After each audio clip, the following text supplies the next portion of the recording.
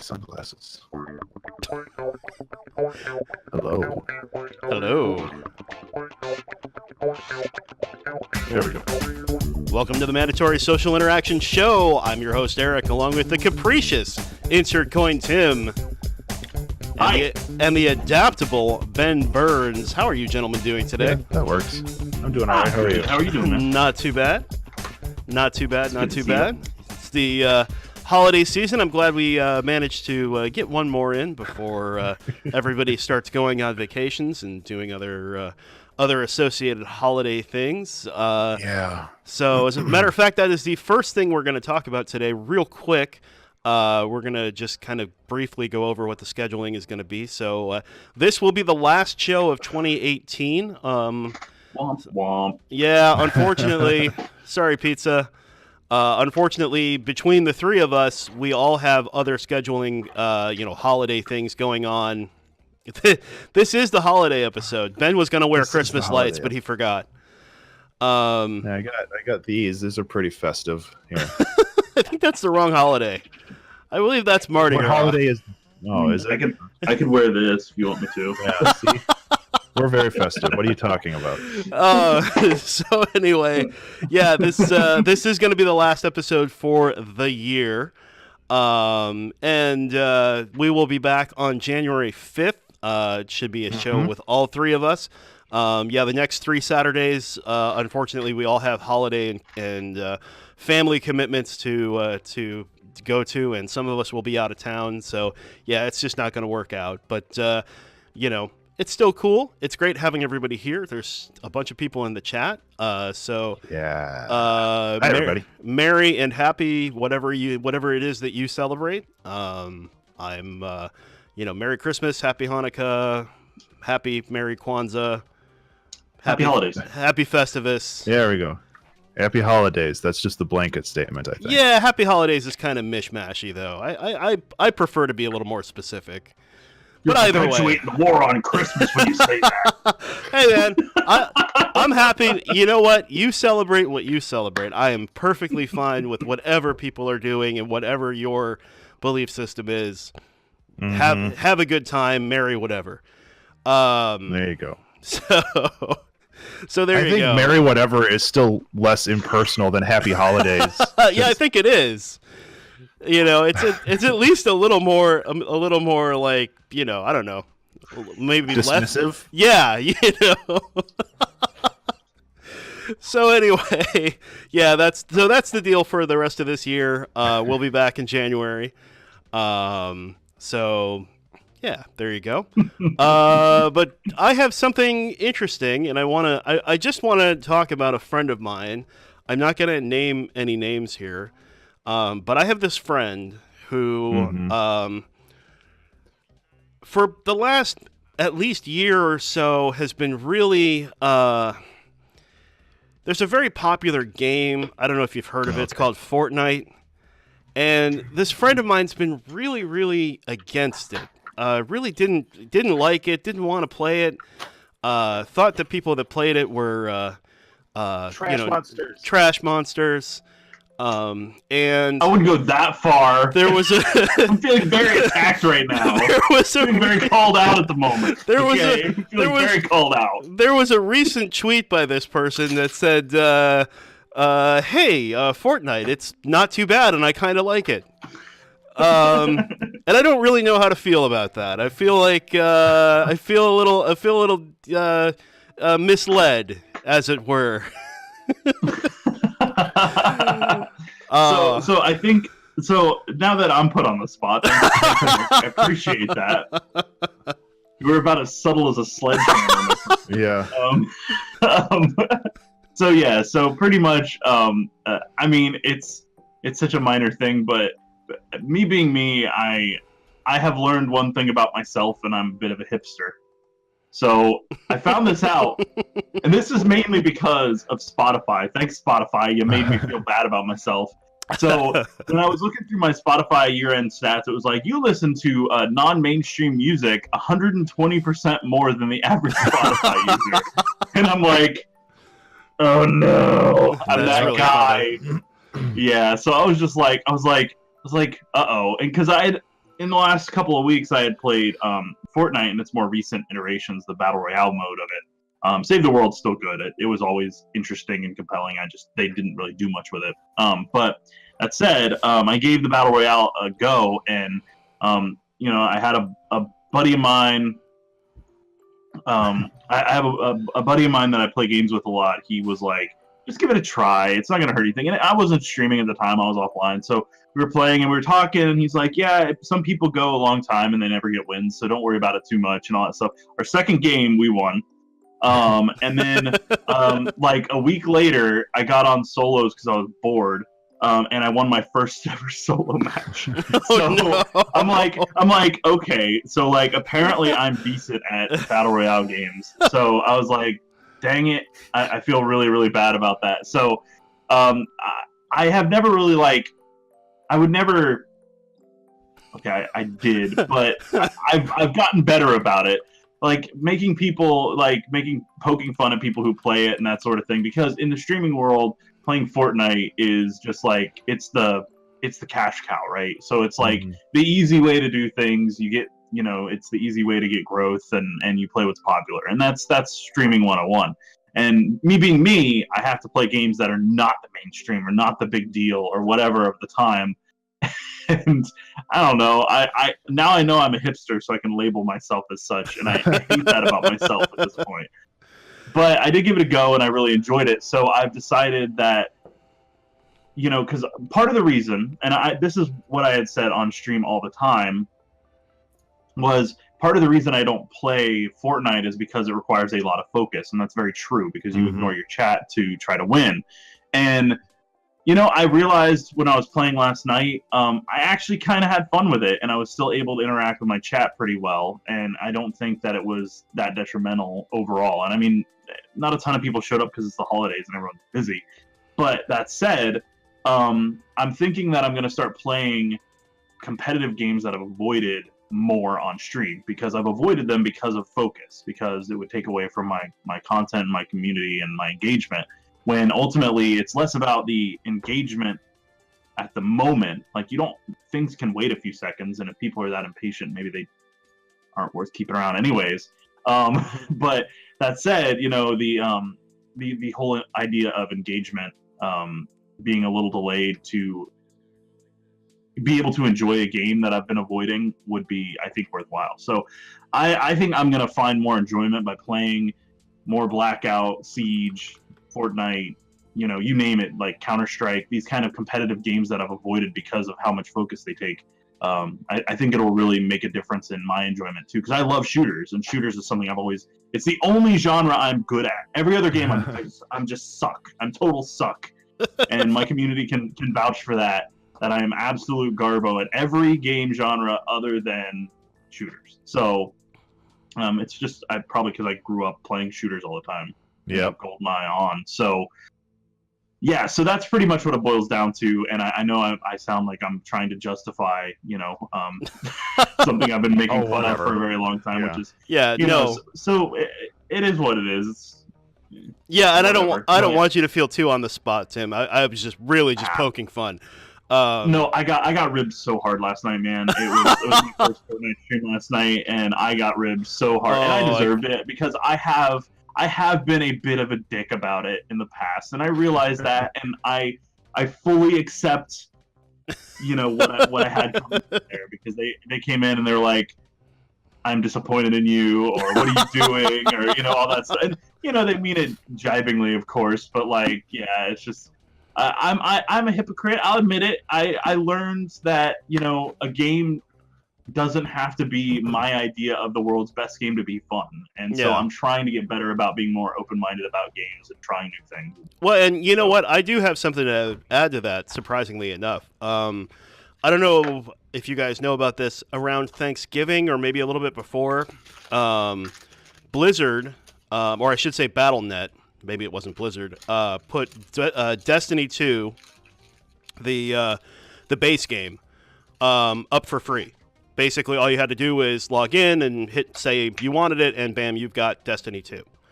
So I grabbed it when I heard it was free, and 2 weeks ago or so, I started playing. And I was really shocked. I honestly thought, well, it's free. Why not? I'll give it, people say they like it, whatever. It's supposed to be reasonably good. But I'm honestly never thought I would enjoy it. Like, all the things you hear about it, all the salt, about all the, loot crates and all the other crap, or not loot crates, but the, the microtransactions and all that stuff. It's hi Mimi. It's like I was like, okay, I fully anticipate not enjoying this game at all, and I was surprised at how much I actually enjoyed playing through the campaign. And I was shocked at I could just sit in there for like an hour grinding on open areas and having a good time just popping bad guys. And I was like, you know what? I never really got into any MMOs. I was not an MMO guy. I never really got into competitive shooters. I like shooters. I like FPSs. I always have. But in terms of like, multiplayer online stuff, I'm really, really picky. And I've been shocked at how much I've enjoyed it. To the point where I'm sure I probably haven't said anything out loud, but I definitely had been thinking like, oh yeah, that's crap. It's just not, it's nothing I'm going to enjoy or nothing I want. And now having played it, I'm like kind of hooked. I'm like, oh, Did you play the first one? No, I've never played Destiny at all. That's why I didn't enjoy the second, because it's so much the same. But that's much time into the first Destiny, and it's like the second one is so much the same. And that's fair. I mean, in all fairness, this is new to me. So yeah, I'm sure if the third one comes out and it's exactly like the second one, I'm gonna be like, hey, okay, I did all this already. But for right now, I was really surprised at how much I enjoyed this game, that I fully expected to play once and be like, okay, this sucks, and I'm gonna wipe it off my system. And that's what happened with me on Fortnite. I was like, man, this game is gonna be garbo. Like, I played the Save the World, it was okay, but I'm gonna play the Battle Royale, I'm gonna get my butt kicked, and I'm gonna hate it. And we started playing it, and we were actually like working together really well, and the tactics were there, and the weapons feel nice, and like, it's not 100% crappy. And I was just like, all right. I was wrong. I was like, damn it, I'm wrong. It's what it is. So and I think especially if you got introduced to that genre through like PlayerUnknown, which is notably and notoriously buggy and crappy. Yeah, PUBG's not good.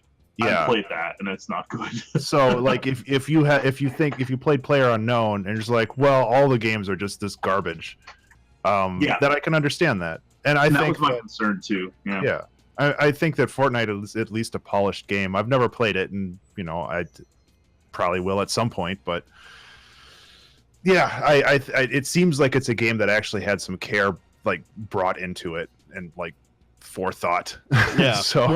Well, so part of what started all of this was I was playing the Call of Duty VR mode Blackout for weeks, like 4 or 5 weeks. We were playing a squad, which is a 4-player team, and then we had a week where our squad was unavailable, so me and my buddy Boom were playing it duos, and so that's where I got my first win, and we got our first win, and on on Mixer they have the hype zones, which show up if you're like top 10 or whatever, and they flood your chat and all that stuff. Well, we were we got hype zone on it, which in its own I could care less about. I just don't care about hype zones. I think they're stupid. I still do, my opinion. But that said, it was just funny because my very first win in a genre that I had railed against so bad, I got like hype zone in front of a whole bunch of people that were just like, it was just really, really funny. So it was pretty hilarious. But that said, it's like that's what gave me that taste for what battle royale games feel like when you actually like have a team that works together and do fairly well. And that's kind of what has encouraged me. I'm gonna do like a series of, I don't know what I'm gonna call it yet. So like if anyone has a name suggestion, that'd be cool. But Tim the Hypocrite it's like plays a games. Good series or lowered expectations. I don't know. What was that, Ben? Tim the Hypocrite plays games. Tim the Hypocrite plays games. I haven't ever spoken bad about like Siege, and I didn't really knock Blackout either, but it was just Fortnite that I railed against, just because it's very kid friendly, and I don't like the community, but it is fun to play with friends on, and I think that's enough, because the thing about Fortnite is there's no like text chat and there's no voice chat if you're not, with outside people, so you're not getting called awful things or whatever. Yeah, that so helps. it really helps a lot in that regard. But that said, I don't know. I just really I think it's solid, and I think what I'm going to start doing is working on getting better at games that I've never been good at, or that I've avoided. Like Rainbow Six Siege is one that I'm going to do next week. I want to get more into Overwatch, especially with the winter loot boxes coming out the 11th.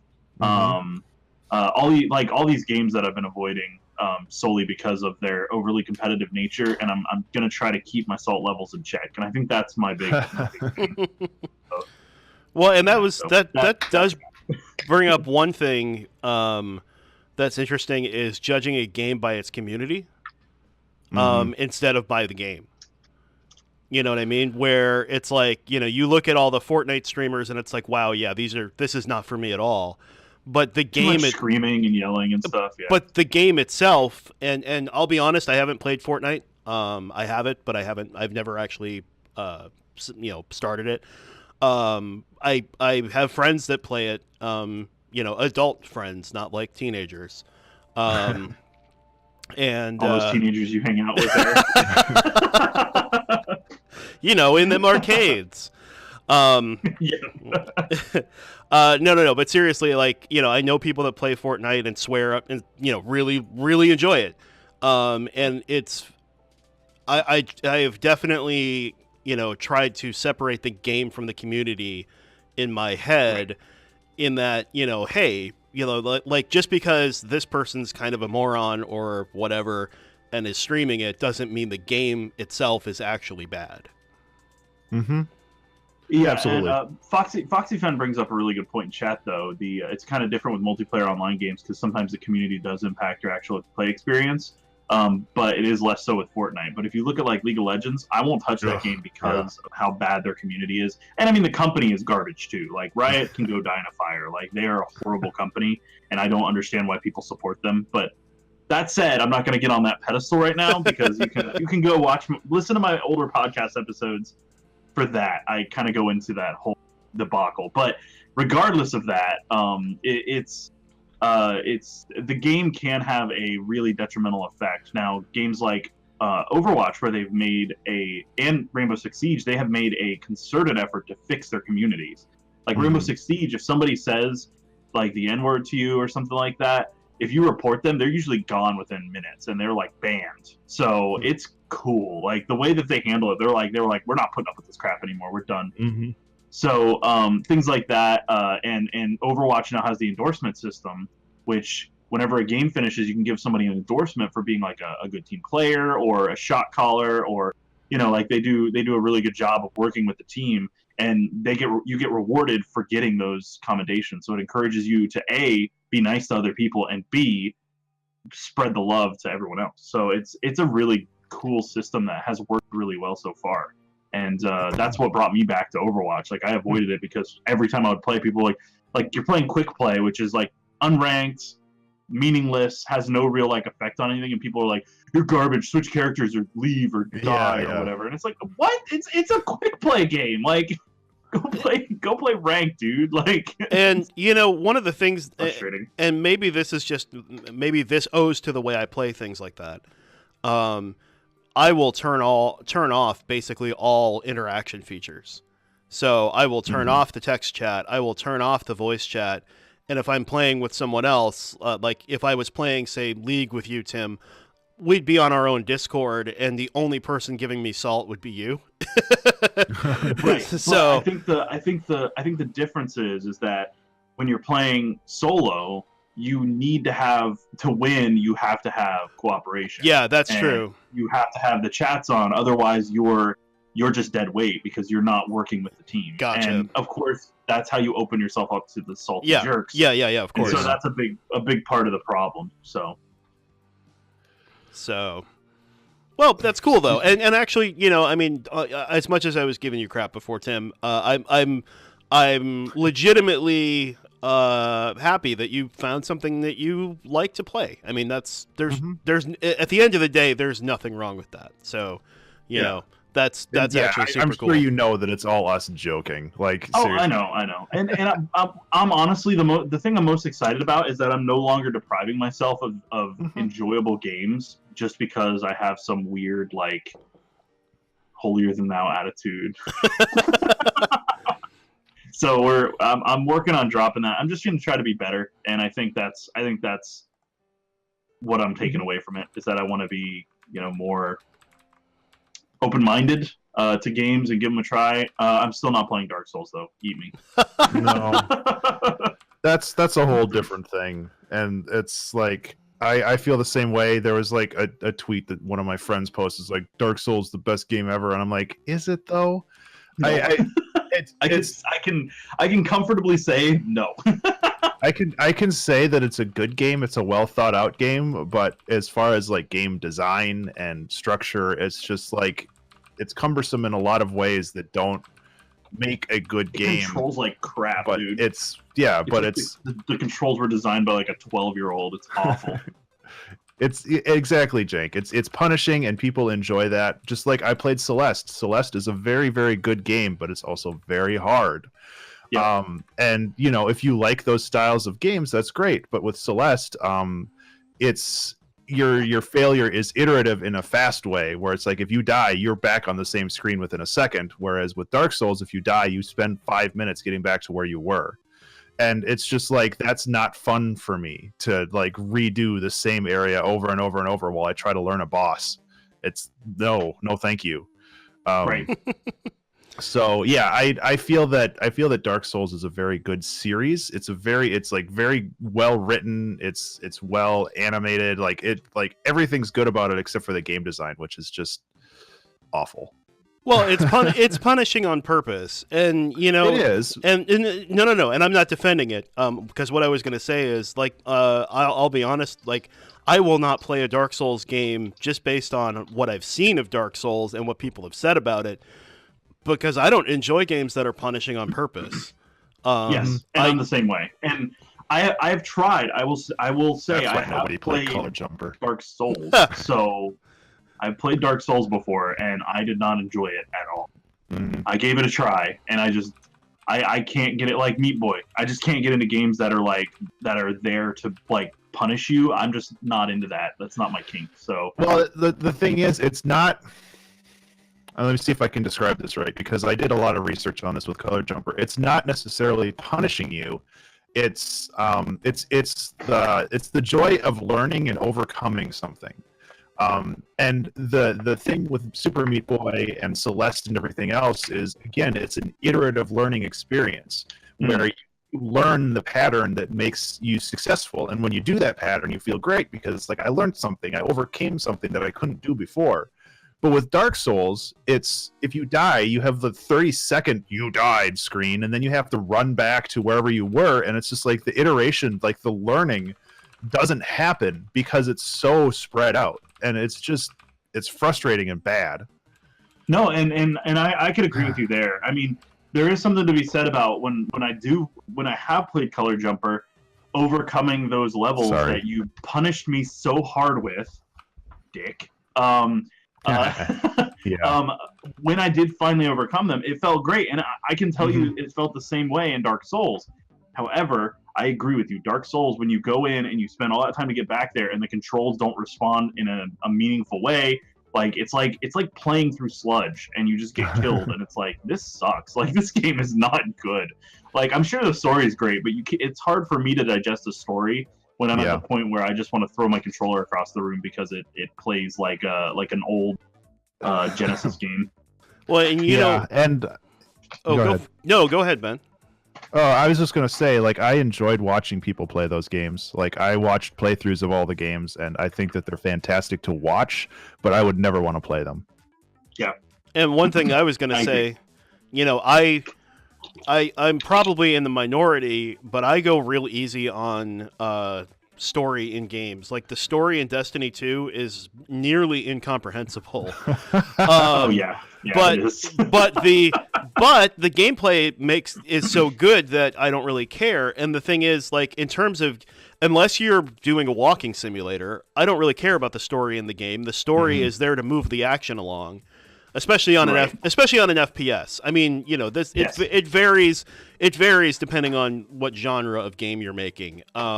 You know, but like, you know, the story is, you know, like I said, it's there to move the action along. So you know, like even for Dark Souls, you know, if it's got a great story but crappy gameplay, I don't want to play it. You know, at that point, I'm like, make a movie.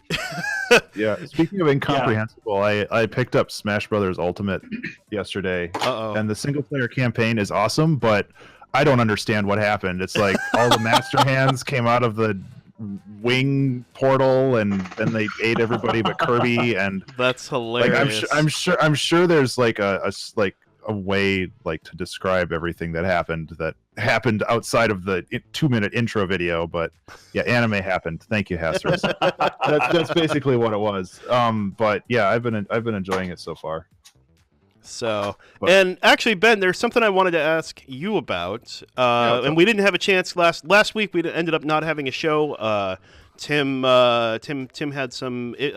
Tim and Ben had some. Mom got married. Other commitments. So. Yay, Mom.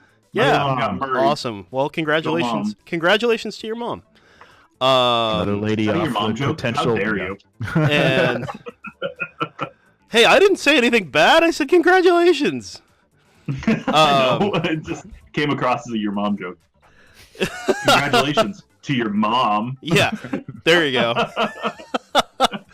So anyway, but we didn't get a chance to talk last week, and I wanted to ask you about your new album that just came out at the end of November, because it is National Solo Album Month. National Solo Album Month, which is an evolution kind of the National Novel Writing Month, NaNoWriMo, which was also in November. But the NaSoAlMo is a challenge for the month of November to write an album over the course of November that's at least 29 minutes long. And I'm still gating. I'm sorry. I don't know why my audio is so bad today. But I'm going to keep talking anyway because I don't care. Yeah, we can we can more or less understand you. It's just kind of robot-y. That's weird.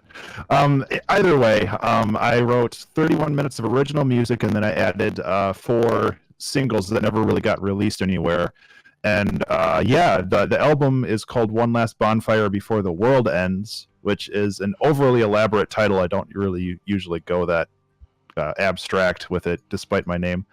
And it was a lot of fun. I had a really good time doing it, aside from getting crazy burnt out after the month ended. I got sick like immediately after I released the album.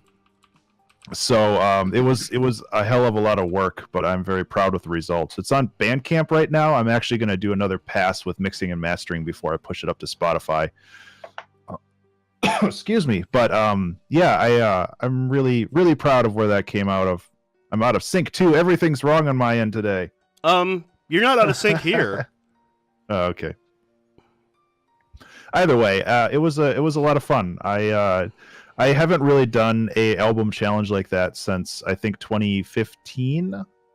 I think with the Covered in Cats album. So it was really fun to actually make music for me again, rather than making it as a commission project for somebody else, or during the 2-hour track challenge, or one of the other many times that I write music is often for other people. So it was a lot of fun to make music for me again. Yeah, that's awesome, man. I did want to say, congratulations on putting that album together. That's that's a big commitment, especially on top of all the other streams and whatnot that you do. That's awesome. That was the other reason why I probably got sick, is because on top of writing 6 original songs for the album, I also did 5 2-hour track challenges that were independent from the album, which was stupid of me. Next time I'm going to do that differently.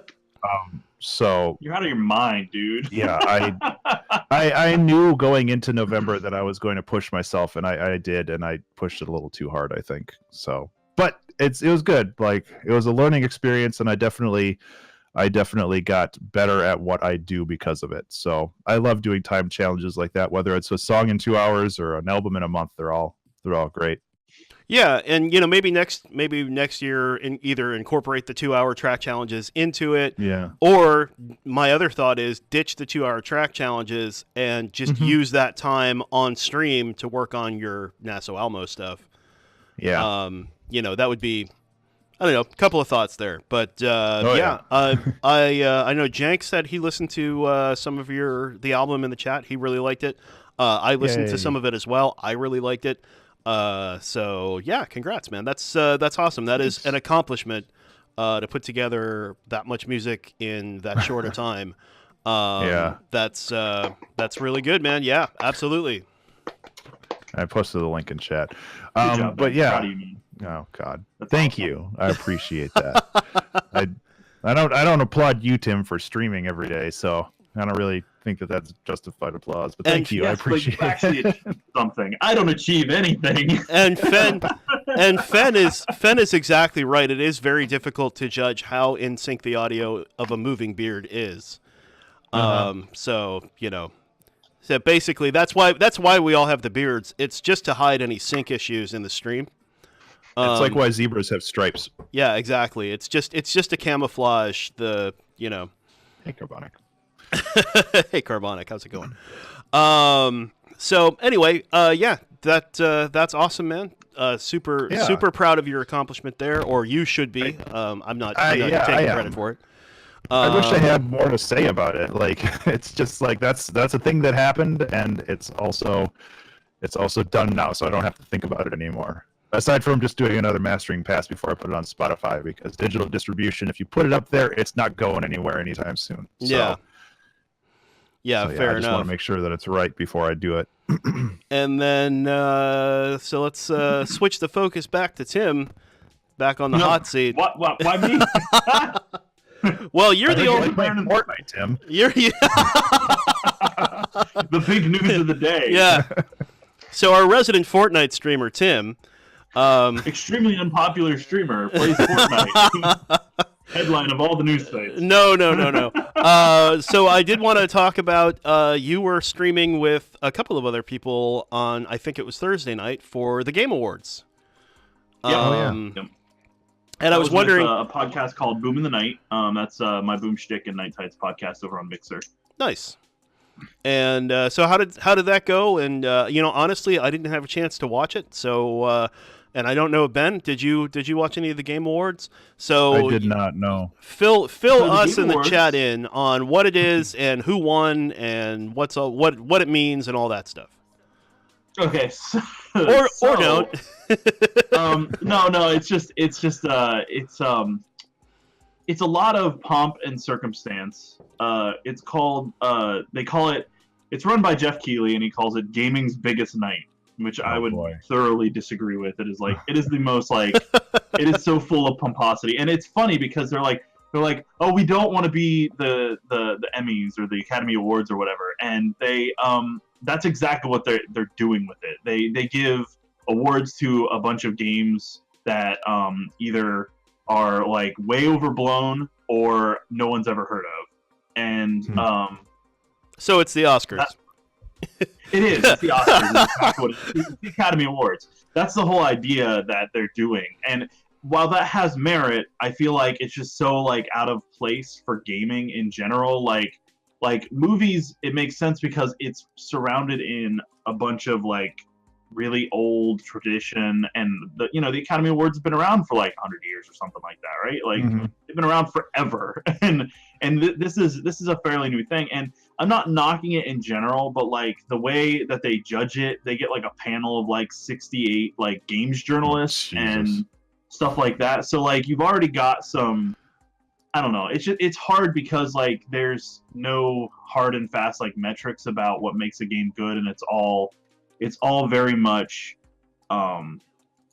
subjective. And so I'm trying to be diplomatic here because, like, honestly, I think the idea is a good idea. I think that it's just a very cringeworthy experience to watch.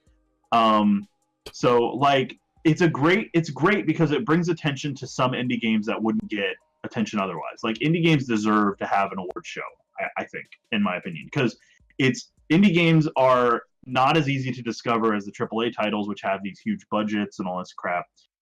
It is, as Arcade KO said, it's a commercial thing. Look at the award show as E3, but one night, and they do a whole bunch of announcements of new games. They talk about existing games and all that crap, and it's very frustrating to watch because, like, Red Dead Redemption, which came out a month ago, got like 3 awards, and it's a good game, but it suffers from a lot of issues in its own right, like pacing. It has some weird issues with it in some spots, like glitches and such that should have been fixed. Plus all of the issues surrounding their 100-hour work weeks, which we kind of went into, and and they got rewarded for that, which is really frustrating in a lot of ways. That it's like the industry is like, we're going to gloss over your gross violation of human health codes and treating people like their property and pieces of cogs in a machine, and we'll give you guys all the awards for that. And it's a little frustrating partly because I'm still a little miffed about this, is they gave the best voice actor to the dude who did Arthur in Red Dead Redemption 2. Compared to, he was up against Yuri Lowenthal, who is a voice acting god. Like, the dude is in everything, and he did Spider-Man, which he killed it. Chris Judge, who was Teal'c in Stargate, like, the dude has a freaking incredible voice.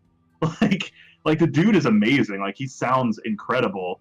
And then the lady who did Cassandra, Assassin's Creed Odyssey, those 3 performances alone were like top notch. And I'm not knocking the dude who did Arthur, but like, I'm sorry, but the other 3 like would have been way better options. And it was Red Dead Redemption, I think, got like 3 awards in a row. And we were like, by that time we were like, this is garbage, because they were against God of War, which is almost a masterpiece in its own right. It is a gorgeous game. It is incredible. It is a work of art. Like, the amount of love and attention poured into everything in that game is just amazing. Assassin's Creed Odyssey, which is arguably not the best game, but in terms of like the writing for Cassandra, the guy is not great. Like, his character kind of sucks, but Cassandra is brilliant, and she's wonderful.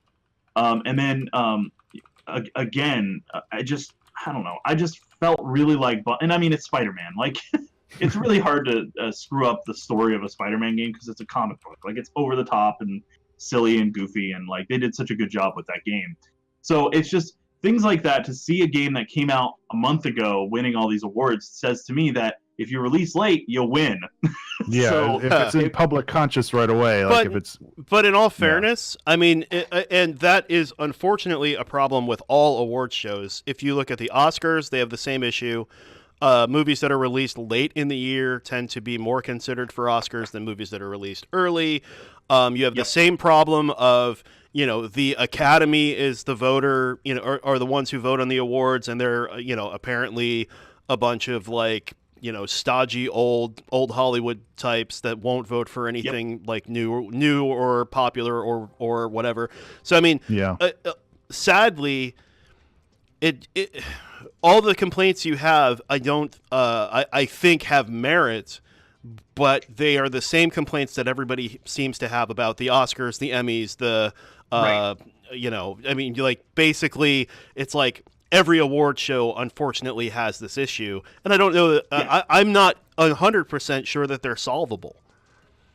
Yes, and you're not wrong, but I think that it just drives me crazy because it's purported to be not the Oscars. It's purported to be different from these things, and it is just a carbon copy of it. And that's what frustrates me the most, is that people take it as gospel, when I think the golden joysticks are probably a better indicator of what should win, because that's voted by the people. That's a voted on type deal, which again can be abused, but at least you get a better metric of what people like rather than what a bunch of people who write about games all day. And again, I'm always very reticent to knock on games journalism, but because that's what they do, right? That's their career. They work really hard to hone their skill. They're writing. They know a lot about games and the history of games, which I respect a lot.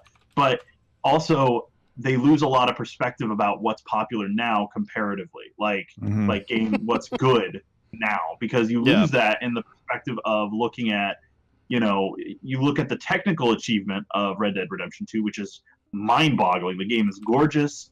The amount of like little tiny details that they've stuck everywhere is just crazy to me. And I don't know. I feel like the bias is strong, and I think like I don't know. I think Hasterus said that he feels that it could even be like paid off to an extent, which is quite possible because it does feel like a giant advertising venue. So ultimately, like, it's very frustrating to me to see the way that it's handled. And I mean, I even said at the beginning, like, don't get mad if what you want to win doesn't win. And I got mad because I don't feel like Red Dead Redemption 2 deserves all the praise that it got. Because again, it's not a bad game. It's not a perfect game. And the games media have been fawning over it so hard that I think they lost perspective of what came before it. And I think that's a major issue with having a release schedule the way that we have it, is that like they can't go back and play the games in a row because of time restraints. So they're just going on what their memory tells them from, a year ago. And it's just really irritating to see that it's less objective than it should be, I think. So in the chat here, apparently all three of us are in the running for the Beard Awards. I think Eric wins. I'm sorry.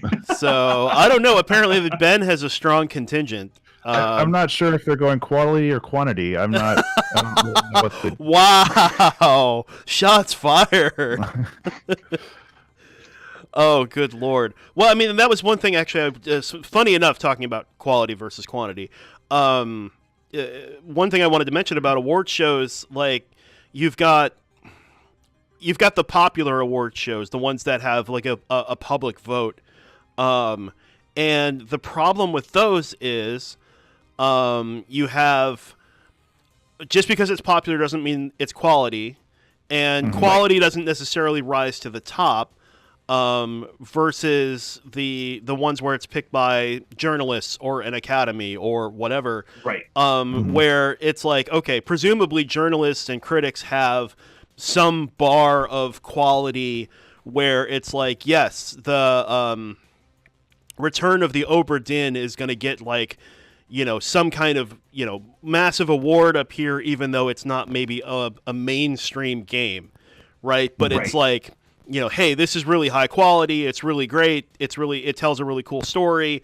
Like, I could totally understand why it wouldn't maybe win a popularity contest, but it would win like a critics award. And that's the thing, that it's like, you kind of have to balance those things. And I do agree that you've got the problem of, the thing that's most recent in memory tends to win, versus, and that's one thing the Oscars have going for them is, typically the Oscar, the Academy, all the members get sent, all the voting members anyway, get sent screeners of all the movies, so they can go back and rewatch or watch for the first time anything that they need to or want to, versus a game that takes 40 hours to get through. It's like, if you got 7 of those, you've lost an entire couple of months. Right. And I think, that's where I think where my problem comes in, is because like there's no objectivity there, because you lose sight of what made a game good. Like, I would say Shadow of the Tomb Raider, the newest Tomb Raider game, was it Shadow? Rise of Tomb Raider, whatever the latest one was, was super duper good. And I didn't see it up for any awards. That came out this year, I think, didn't it? And I didn't see it up for any awards at all. And the game was gorgeous. So honestly, I just feel like it's just kind of like, I don't know, like the game was awesome. So I mean, I would say I would personally argue that I liked it more than something else, and I think that's what it comes down to. But also, if you're looking at a subset of like 100 journalists or 68 journalists or whatever it was, that's still a really small panel. And I know it gets harder and harder, but to have that, but like, where's the, what is the correct way to do it? And I just don't know if there is. I don't think there is one. Yeah, I it's mean, just frustrating honestly. because it feels like what like Rockstar has done is they know how to play the journalists really well, with all the goodies they send or whatever they bring them out to for events or all that stuff, the swag bags they send, and that sticks, and that's in every other industry a form of bribery. So well, they do the same thing for the Oscars, and the thing is, I think it boils down to, and Tim, you kind of touched on this. I think it boils down to that's the reason you have more than one award. I mean, you've got because with movies, you've got the BAFTA, you've got the Academy Awards, and then there are other Viewers' Choice Awards, and and all different. I mean, there's a million different awards that I don't even remember all of them. But you have so many different ones that they all measure something differently, and some of them are critics awards, and some of them are the Academy, some of them are popular, and so I think the only way to solve that is basically having multiple types of award shows or multiple types of awards that are done in different ways, because there's no one right way. Because like I said before, if the critics are gonna pick something, and granted they picked Red Dead Redemption, which I don't necessarily agree with, but I've never played it, so I couldn't tell you. But in terms of it wouldn't surprise me if the critics' choice is something like Her Story, and the popular choice is something like Fortnite. It's like, okay, somewhere in the middle is, both of those are good games, but they're wildly divergent in terms of what they're about, and they're certainly quality, and it's like you kind of have to be able to have both of those in the running, right? Where it's like you can't just say, well, Her Story wasn't popular, so it's no good. Because that's not true. I mean, and the same goes for Fortnite isn't automatically bad because it's popular. Right. Lesson learned. That was not actually intended as a dig. It just came to me as a very popular game. Right. Right.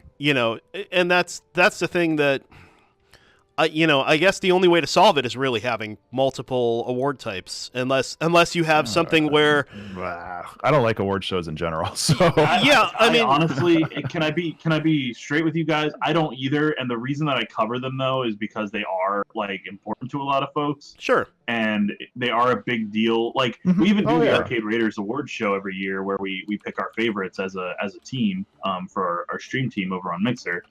But that being said, I think they have merit because it's encouraging to the people who developed it to continue doing what they're doing, and I think that's kind of the crux of it, especially when it comes to indie games. Like seeing the team for Celeste up there was awesome because they genuinely seemed kind of surprised, and the other awards too, like esports player of the year and stuff like that. Like Sonic Fox got like best esports player or something like that, and that was really cool because like he's a gay black dude who's a furry, which is like really unusual and really like you would think that would like weigh against him, but it didn't in this case, and that was really cool. And he seems like a genuinely awesome dude, and like I had my own preconceived notions about him from what I'd heard. But then, like, seeing him on stage, I was like, I love this dude. And, like, it's things like that are great because it really gives recognition in places that it's normally not given. Because, like, esports is like sports. So your experts are your commentators and your players and your journalists. That's just how it is. And that's where I think that award show kind of shines, is those side things. Now, I do have one complaint about one of the categories was content creator of the year, and literally everyone was a Fortnite streamer. I'm not even joking. Yeah. And, again, Wait, let me guess. I'm not guess. I have no idea who won. I have not seen any of this award show at all. I'm gonna say it's Ninja. Yes. But that said, so let me say that I draw a line between content creators and streamers. Now, streamers are content creators, but they're a subset, and content creation I feel is a little bit more thought out and practiced and measured. Whereas streaming is very off the cuff, impromptu, live. You don't think Pokimane plays Fortnite? Okay, well, I could be wrong there, but I know that all the clips they showed was like all Fortnite. But that said, is like they should have divided that into two separate categories, because there are so many content creators out there that I absolutely adore, like Achievement Hunter, Funhouse, LGR. He does a lot of gaming content, like people that actually like have an impactful focus for their content makes a big difference. Like Funhouse has really witty comedy content, and look at like really old games and just mock the hell out of them, which is fun. LGR, who does like a lot of game history and like reviews old games and stuff like that. Like that stuff has a lot of value that I feel like streaming doesn't necessarily always cover. And I'm not knocking streaming, because I'm a streamer. Like I love what I do, but I'm an entertainer in that I'm there for 4 hours, and it gives you an advantage over a content creator who makes a 12-minute video once every week, versus me who streams 20 hours a week, which is a huge difference, because the amount of editing and work that goes into those videos, I would say arguably is way more than I put into my streams. And I put a lot of effort into my streams, but God, man. Oh, yeah. But that said, like, I think Ninja is great, but I think in light of the bad he's done this year, I don't think he should have even been in the running. But that's just me. And all that seems like a popularity contest. Like, it is. Down. Yeah. Again, that comes down to, you've got a panel of judges, and they're going to pick who they like the most. And I find it silly. Granted, the fact that he has violated Twitch terms of service multiple times in the year, and they still voted him in as the best, was a little frustrating. So. Yeah, absolutely. Yeah. And that's the thing with award shows, and there's never quite enough categories. There's never quite, they never quite get it right.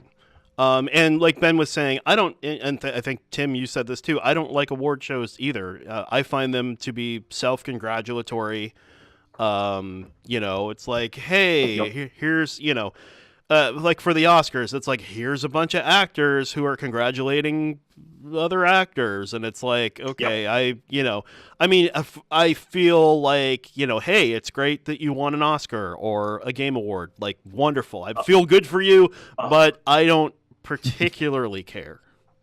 Yeah. Some of the presenters they brought in just made me cringe the whole night. Like, they brought in a Muppet, and then they had the lead singers from Weezer. Rivers Cuomo, and like the drummer or something from them, and like and Jonah Hill, who looked like he was like, why the hell am I here? Like, it was bad, man. It was really, and they all got up there, and they all had to qualify that they play games. Like, it was the weirdest thing I've ever seen in my life. They got up there like, yeah, I play Fortnite with my kids or whatever, and it's like, who gives a crap? Just present the award and shut up. Like you don't go up. They don't go up there at the Academy Awards and go, yeah, well, I watch movies all the time. I love movies. They don't do that. It's so dumb. It's just like, the whole thing was just really like over the top, cringeworthy, just stupid. It's like, rather than bringing in freaking Jonah Hill, like, who gives a crap? Bring in a developer or a composer. Like have freaking Jeremy Soule deliver an award or something. Like, somebody who has an actual impact on the games industry, and not just an actor who is in a completely different industry and doesn't do anything with gaming. Like, come on. So weird. In all fairness, they are trying to sell a product. I mean, in terms of the show, right? And so they figure the more celebrity guests they can bring in, the more people are going to watch. And I disagree with that. I agree with you, Tim. I think it makes more sense to bring in, I think it makes more sense to bring in people from the games industry who actually have Will Wright come in and present an award. No, seriously. I mean, that's a good idea. I think those things should be presented by, those guys, and get those guys up there and be like, hey, this is Ken. Oh, I can't think of his last name. Is it Levine? I think it's Levine. Oh, Levine. This is Ken Levine, the creative director, I think, on BioShock, presenting Game of the Year or whatever, right? Like that would be great because it puts those people up there. It gives them a little bit more of a spotlight, and people are gonna dig it, and they don't really care that Jonah Hill is up there presenting an award, other than going, "Oh, I know who that is." That's literally all that boils down to. It's the same reason people cheer when they hear a song that they recognize at a concert. Right. Mm-hmm. Oh, I know this song. That's literally all that means. I know that guy. Get him off the stage. Yeah, I mean that's all it is, and I would.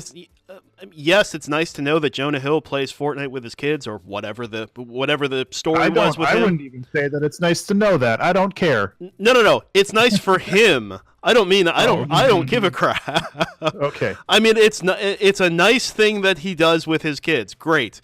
But as far as that having any bearing on the award or any bearing on what the award show is, it's sadly all I cynically see is they're there to make people watch, and they figure making people watch they figure bringing in celebrities is going to get people to watch the thing that wouldn't normally watch. I just think when you have a celebrity come up and read from a teleprompter when they have no idea what's going on is probably the worst move you can make. Just honestly, like Jonah Hill going up there and just reading from a teleprompter like this. I am presenting the award for this thing, and I also play video games on occasion, like Fortnite. Insert Fortnite reference here. It's just a huge joke, and it's just really awful. Yeah, I mean, it's one of those. It makes a mockery of gaming more than it makes a positive impact. And so I watched. I don't know if you guys know. There's an Irish English comedian named Dara O'Brien, who's I love Dara. okay, so Dara, and he's a notorious gamer. Like everybody knows that he's a gamer. Notorious is probably the wrong word, but everybody knows he's a gamer. And he presented there's a British Video Game Awards, and he's presented them a few years in a row. And so I saw that come up on YouTube. This is maybe 6 months or a year ago. I saw it come up on YouTube, hey, Dara O'Brien Video Game Awards, blah, blah, blah. And it's an hour long, and I was like, oh, this will be interesting. And you were talking about it being one big ad, and it essentially was. And Dara came out and made a few jokes, and that was great. And then everything after that is essentially hey, we need to congratulate the guys who made this thing because it's amazing. And I don't remember what the games were at the time. It was a couple of years old, but it really turned me off. I only watched maybe the first 10 minutes of it because it was so self-congratulatory and so just yeah. I can tell you that the three of us that were commentating on it, we were struggling through it. It was really hard to keep positive energy when I think a lot of the problems would be solved if they limited you to winning a max of 2 awards at the show. If they said you can only win two awards and then that's it, that's the max you're gonna get, and then it would level the playing field. Games would get recognized that deserve to get recognized, that sort of thing. And I think that's probably the best move that they could make. They won't do it because it's a huge advertising venue for the games, and that's where my problem comes in. But that said, it's just it's one big advertisement, and it's so tough because they had this performance of a song from Red Dead Redemption 2, which was beautiful song and beautifully done. But I almost fell asleep. It was the most low energy song in the universe. At least they had a Devil May Cry performance, which was the cringiest performance I think I've ever seen at a show. And at least that was energetic. Yeah. So I was just trying not to fall asleep, man, because it was the show's like 2.5 hours. Really long. That's way too long. Oh yeah. It's so long, and it's just like I was like I actually left early. I left, and I was like, I gotta go to bed. I gotta work in the morning, and falling asleep at my desk. So it just like it was a bit of a letdown in a lot of ways, and just like seeing Red Dead get so many awards when, I mean, yeah, I know it's my own personal view, but I just feel like in terms of like the soundtracks alone, like the soundtrack is very generic Western in a lot of ways, and just like looking at a game like God of War where it's just it was just so well executed soundtrack wise, and yet they still lost to Red Dead Redemption 2, and it all felt very biased and very much like here's $100,000, make sure you give us a lot of awards type deal, and it just felt very forced and stilted. It sucked. Yeah. So there you go. That's my synopsis. Takes. We've reached the end of the show. Hot takes. Award shows suck. Hot takes. Yep, I agree. Well, on that bombshell, I think we're going to go ahead and end the show. Because we have certainly reached our social interaction quota for the week. Remember, we won't be on for the next 3 weeks. Yep, next 3 weeks we are off for the holidays. So don't or conduct yourselves accordingly. Everyone, again, happy holidays, merry whatever. And merry whatever. That should be the show title. That's the show title. Insert Coin Tim, where can people find you on the interwebs? Oh, they can find me on Twitter at InsertCoinTim, and you can find me on Mixer, Twitch, Facebook Gaming at InsertCoinTheater, and then check out the Discord for the community at discord.gg/ICT. All right, Ben Burns, where can people find you? You can find me online at Twitch, Twitter, Patreon, and YouTube at Ben_Burns. That's BURNES. And you can find me on Twitter at ZaxxisEMK, Twitch at ZaxxisEMK, and YouTube.com/EricKleinCreate. We'll never time that right, no matter how hard we try. The show is available on Stitcher, Google Play, iTunes, and wherever fine podcasts are sold. Our website is MandatorySocial.com. Our streaming overlay was created by MIntrovrt Alicke. You can find more of Maris's work at marisalicke.bandcamp.com. The theme song is Protofunk by Kevin Macleod, and it's not quite long enough. That's from Incompetech.com. And the background music... Incompetech.com, and the background music is by Ben Burns. That's at abstractionmusic.com. Thanks, everybody, and have a great week. A great 3 weeks. Later. Have a great holiday. Bye. Happy whatever.